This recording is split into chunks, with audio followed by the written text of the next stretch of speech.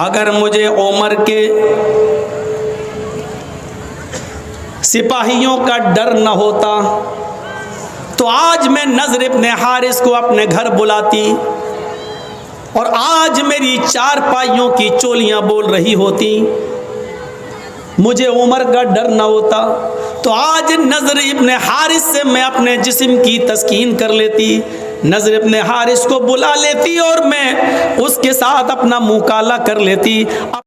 अस्सलाम वालेकुम दोस्तों स्वागत है आपका हमारे YouTube चैनल में। दोस्तों इस वीडियो में मैं आपके लिए लेकर आया हूँ मौलाना जर्जीस का बहुत ही खूबसूरत बयान, जिसमें मौलाना जर्जीस ने हज़रत उमर का वाक़या सुनाया है और उन्होंने बताया है कि मदीने में एक सहाबी ऐसे थे जिन पर सब मदीने की लड़कियाँ मरती थी और हज़रत उमर ने उनको मदीने से निकाल दिया। चलिए देखें सुनते हैं कैसे उनको मदीने से बाहर निकाला। हज़रत उमर फ़ारूक के ज़माने में तो एक एक चीज़ पर नज़र रखी जाती थी, एक एक चीज़ पर। हज़रत उमर रात की तारीकी में गश्त कर रहे हैं। अब देखिए, अच्छा यहाँ देखता हूँ मैं, बस मैंने देख लिया है। अब सुनिए, मेरी नज़र में आ गया, मेरी आंखों ने फ़ोटो खींच लिया उसका। हज़रत उमर रात की तारीकी में गश्त कर रहे हैं, एक दरवाजे से के पास से गुज़रते हैं, अंदर एक औरत के कराहने की आवाज़ आती है। आगे बढ़ते हैं तो सुनते हैं कि एक औरत शेर पढ़ रही है और शेर पढ़ते हुए कह रही है, अगर मुझे उमर के सिपाहियों का डर न होता तो आज मैं नज़र इब्ने हारिस को अपने घर बुलाती और आज मेरी चार पाइयों की चोलियां बोल रही होती। मुझे उमर का डर न होता तो आज नज़र इब्ने हारिस से मैं अपने जिस्म की तस्कीन कर लेती, नज़र इब्ने हारिस को बुला लेती और मैं उसके साथ अपना मुँह काला कर लेती, अपनी चार पाई की कुचुर मरवा लेती, उसकी आवाज़ें निकल जाती। ये अरबी में शेर पढ़ रही थी जिसका तर्जमा मैंने आपके सामने रख दिया। हज़रत उमर ने उस मकान का नंबर नोट कर लिया, जहन में बिठा लिया और पता लगाने लगे कि नज़र इब्ने हारिस कौन है। ये औरत नज़र इब्ने हारिस को क्यों याद कर रही थी। जब नज़र इब्ने हारिस को बुलाकर हज़रत उमर के पास लाया गया तो क्या देखते हैं कि वो तो बहुत नेक आदमी है, बहुत शरीफ आदमी है, बड़े इबादत गुजार हैं। पूछा अमीरुल मोमिनीन ने, उमर फ़ारूक ने, आए नज़र, उस जगह पर मेरा गुज़र हुआ, वहाँ एक औरत रहती है इस नाम की, मुझे बताओ कि इस नाम की औरत से तुम्हारा क्या ताल्लुक़ है। नज़र इब्ने हारिस ने कहा, अल्लाह की कसम, न तो मैंने उस औरत का नाम सुना है और ना ही मैं उस औरत को जानता हूँ कि वो कौन है। वो मुझे कैसे जानती, मुझे नहीं मालूम। जब उन्होंने कसम खाकर यकीन दिलाया तो हज़रत उमर ने उनको छोड़ दिया। लेकिन हज़रत उमर को बड़ा ताज्जुब हुआ कि नज़र इब्ने हारिस ने के अंदर इस औरत ने क्या देख लिया है जो उनको याद कर रही थी। एक तरफा आग लगी हुई थी मोहब्बत की और कह रही थी कि अगर मुझे उमर का डर ना होता तो नज़र इब्ने हारिस को मैं अपनी चारपाई पर बुलाती और आज मैं उसके साथ ज़िना करती, मैं उसके साथ मुँह काला करती। अब हज़रत उमर ने उस औरत को बुलवाया। जब वो औरत आई तो उससे पूछा, अरे औरत, नज़र इब्ने हारिस कौन है। पहले तो वो आनाकानी करने लगी, कौन नज़र, नहीं मैं नहीं जानती वो। हज़रत उमर ने अपने खादिम से कहा, कोड़ा निकालो, ये ऐसे जवाब नहीं देगी। जब हज़रत उमर फ़ारूक ने कोड़े को लहराया तो कहने लगी, बता रही हूँ। कोड़ा देखते ही कहने लगी, बता रही हूँ। फिर उसने बताया कि नज़र इब्ने हारिस मुझे नहीं जानता, लेकिन मैं नज़र इब्ने हारिस को अच्छी तरह जानती हूँ और मेरा दिल उसके ऊपर आमादा है।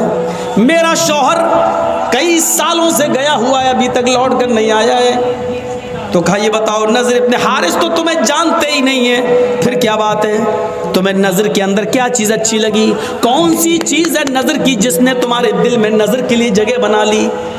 औरत कहती है, अमीरुल मोमिनीन, हमें नज़र इब्न हारिस के आगे के बाल बहुत अच्छे लगते हैं, उनके जुल्फ़ें बहुत अच्छी लगती हैं। जब वो अमामा या पगड़ी उतार लें तो उनके बाल आगे के बड़े खूबसूरत हैं, और इन बालों की वजह से मेरा दिल नज़र इब्न हारिस के ऊपर आ गया। आपने कहा जाओ। अब नज़र इब्न हारिस को दोबारा बुलाया गया। नज़र इब्न हारिस जब दोबारा आए, अमीरुल मोमिनीन ने कहा, आए नज़र, पगड़ी उतारो।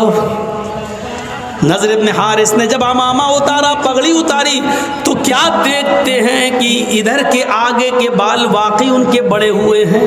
यहाँ आप पीछे के बाल बढ़ा सकते हैं थोड़े बहुत, यहाँ तक, यहाँ तक, यहाँ तक, लेकिन आगे के बाल आप, ये जुल्फ़ें जो होती ना, कभी देखा, कभी कभी कुछ लोग तेरे नाम, सलमान खान हिजड़े जैसी वो एक्टिंग ऐसे, ये आगे के बाल सही नहीं।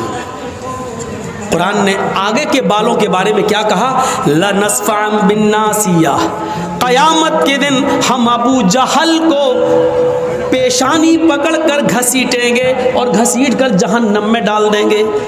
पेशानी, माथा, माथा थोड़ी पकड़ा जाता है, कोई पकड़ के दिखाए, पकड़ जाएगा नहीं। तो पेशानी पकड़ने का मतलब ये आगे के बाल, ये बाल पकड़कर अबू जहल को घसीट कर उसको जहन्नम में डाला जाएगा क़यामत के दिन।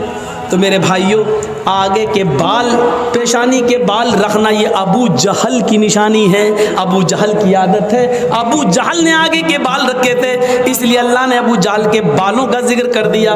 हम उसको आगे के बाल पकड़कर, पेशानी के बाल पकड़कर उसको घसीटते हुए जहन्नम में डाल देंगे। यहाँ मेरी आंखें फ़ोटो खींच चुकी हैं। अब सोच लो किसके बाल मोहम्मद रसूलुल्लाह की तरह हो, किसके बाल अबू जहल की तरह, सोच लो।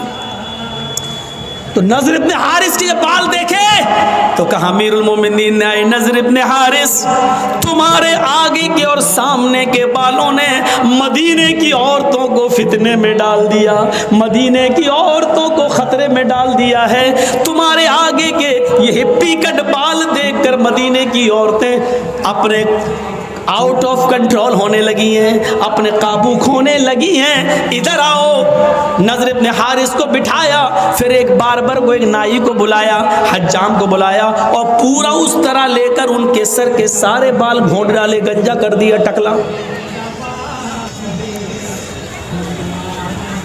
कुछ टकले हमारे देश को भी चला रहे हैं, बिल्कुल बाल उसके अलग कर दिए एकदम।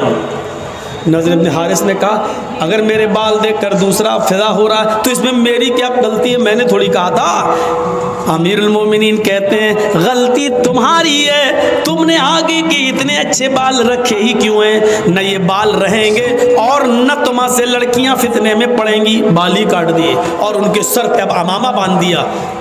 खुदा की कुदरत देखो, पहले वो कम खूबसूरत लग रहे थे, बाल काटने के बाद, टकला करने के बाद जब अमामा बांधा तो और खूबसूरत लगने लगे।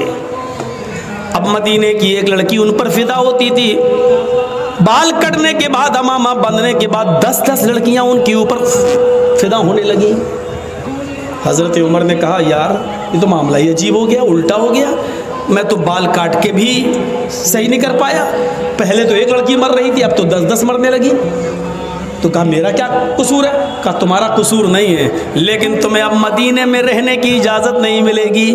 तुम जब तक मदीने में रहोगे तो मदीने की लड़कियां फितने में मुब्तला हो जाएंगी, इसलिए सारी लड़कियों को तो मदीने से निकाला नहीं जा सकता, तुम्हें हम मदीने से निकाल रहे हैं। कहा, अमीरुल मोमिनीन, मदीने से निकाल के आप जहाँ भेजेंगे वहाँ की लड़कियाँ फितने में पड़ेंगी।